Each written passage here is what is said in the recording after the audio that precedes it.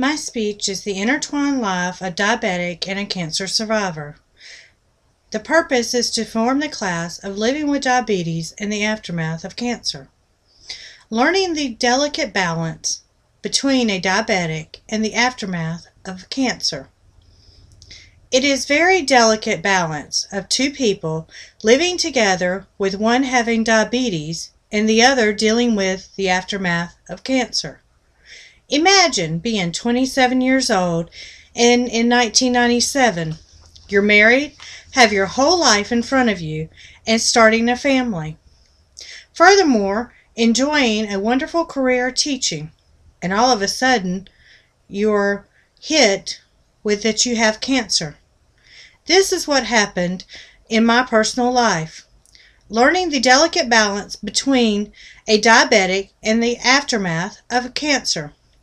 It sure makes you not take the little things for granted. According to being a diabetic, let's take a minute and look at the history of diabetes.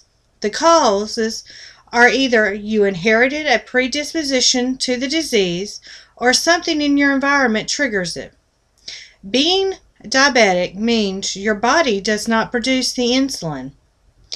Americans and Europeans are the most at risk for developing the disease. Taking a deeper look into the chemical reaction that happens in your body. Normally, your body breaks down sugars and starches in the food you eat.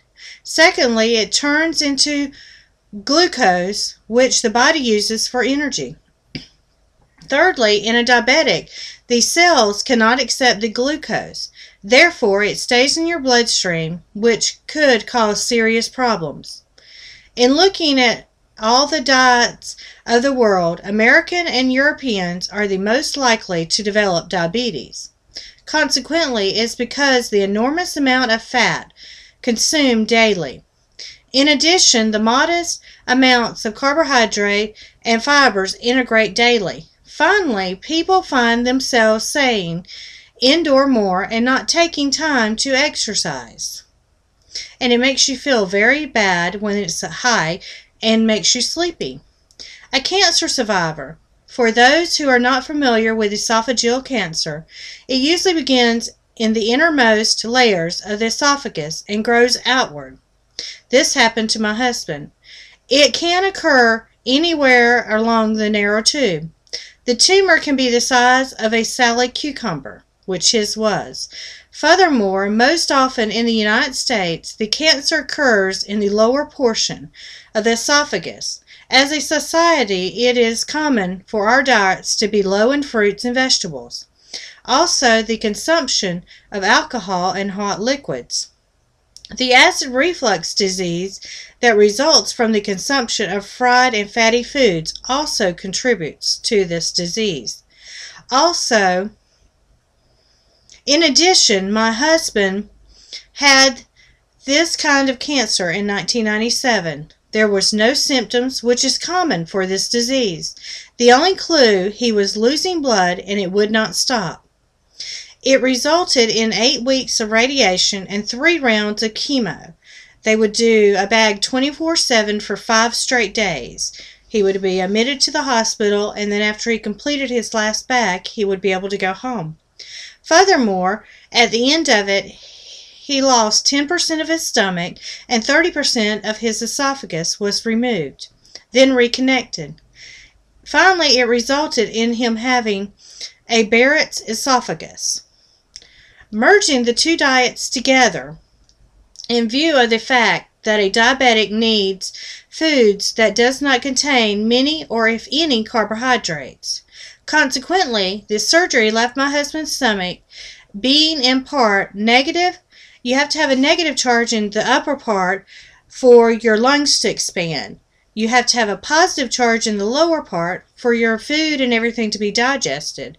Well, with his surgery, this left it with his stomach being half and half. Therefore, it makes it really hard to eat. So the more carbohydrates he consumes, the better off he is. He's got where he eats 95% is nothing but carbohydrates. But if he eats them, then he does not get sick. If he eats regular food, it makes him very nauseous. He can eat a hamburger tonight and be fine. Eat a hamburger tomorrow and be nauseous. He can eat spaghetti tonight and eat spaghetti a week from now and it make him nauseous. You never know how the food is going to react to his system. Also, he has to eat every hour to 2 hours because his body will only hold about a handful of food at a time, or that'll make him nauseous if he overeats. So it's a delicate balance between trying to have his diet and my diet and consume it together. Taking into account this entire diet of each person is a balancing act in itself. Bear in mind when you are a diabetic, married to a cancer survivor, that you learn the delicate balance between both is very important. Also, you look at life differently, thus cherishing every moment that is given to you.